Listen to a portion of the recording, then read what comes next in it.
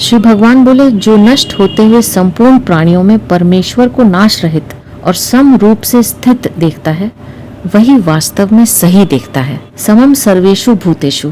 परमात्मा को संपूर्ण प्राणियों में सम कहने का तात्पर्य है कि सभी प्राणी विषम हैं, अर्थात स्थावर जंगम है, सात्विक राजस तामस है, आकृति से छोटे बड़े लंबे चौड़े हैं, नाना वर्ण वाले हैं। इस प्रकार तरह तरह के जितने भी प्राणी हैं, उन सब प्राणियों में परमात्मा सम रूप से स्थित है। वे परमात्मा किसी में छोटे बड़े कम ज्यादा नहीं है। पहले इसी अध्याय के दूसरे श्लोक में भगवान ने क्षेत्रज्ञ के साथ अपनी एकता बताते हुए कहा था कि तू संपूर्ण प्राणियों में क्षेत्रज्ञ मेरे को समझ।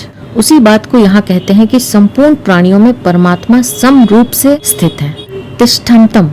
संपूर्ण प्राणी उत्पत्ति, स्थिति और प्रलय, इन तीन अवस्थाओं में जाते हैं। सर्ग, प्रलय, महासर्ग, महाप्रलय में जाते हैं। ऊंच नीच गतियों में, योनियों में जाते हैं। अर्थात सभी प्राणी किसी भी क्षण स्थिर नहीं रहते, परंतु परमात्मा उन सब अस्थिर प्राणियों में नित्य निरंतर एक रूप से स्थित रहते हैं। परमेश्वरम। सभी प्राणी अपने को किसी न किसी का ईश्वर अर्थात मालिक मानते ही रहते हैं, परंतु परमात्मा उन सब प्राणियों के तथा संपूर्ण जड़ चेतन संसार के परम ईश्वर हैं। विनश्यत्स्व विनश्यन्तम यः पश्यति स पश्यति।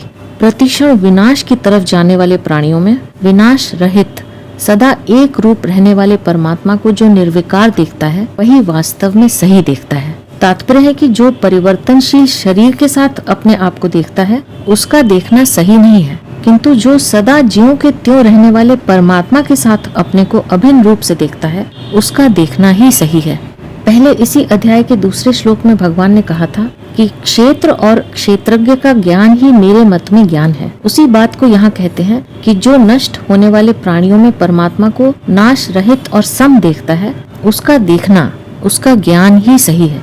तात्पर्य है कि जैसे क्षेत्र और क्षेत्रज्ञ के संयोग में क्षेत्र में तो हरदम परिवर्तन होता है, पर क्षेत्रज्ञ ज्यों का त्यों ही रहता है, ऐसे ही संपूर्ण प्राणी उत्पन्न और नष्ट होते हैं, पर परमात्मा सब अवस्थाओं में समान रूप से स्थित रहते हैं। पीछे के यानी 26वें श्लोक में भगवान ने यह बताया कि जितने भी प्राणी पैदा होते हैं, वे सभी क्षेत्र और क्षेत्रज्ञ के संयोग से ही पैदा होते हैं, परंतु उन दोनों में क्षेत्र तो किसी भी क्षण स्थिर नहीं रहता और क्षेत्रज्ञ एक क्षण भी नहीं बदलता।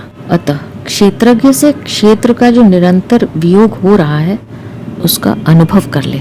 इस 27वें श्लोक में भगवान यह बताते हैं कि उत्पन्न और नष्ट होने वाले संपूर्ण विषम प्राणियों में जो परमात्मा नाश रहित और समान रूप से स्थित रहते हैं, उनके साथ अपनी एकता का अनुभव कर ले। यहाँ परिशिष्ट भाव यह है कि जैसे आकाश में कभी सूर्य का